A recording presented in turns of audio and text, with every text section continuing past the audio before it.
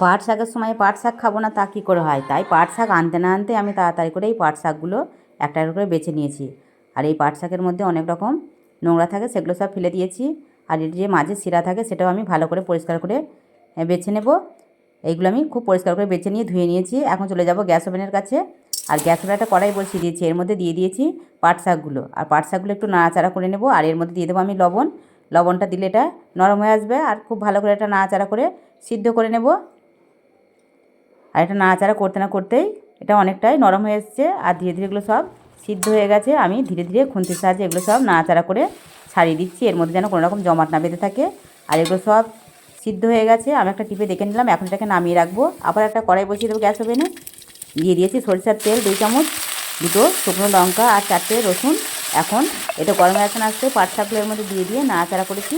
আর ভালো করে নাড়াচাড়া করতে না করতে এটা তৈরি হয়ে গেছে। এখন নামিয়ে গরম গরম পরিবেশন করব।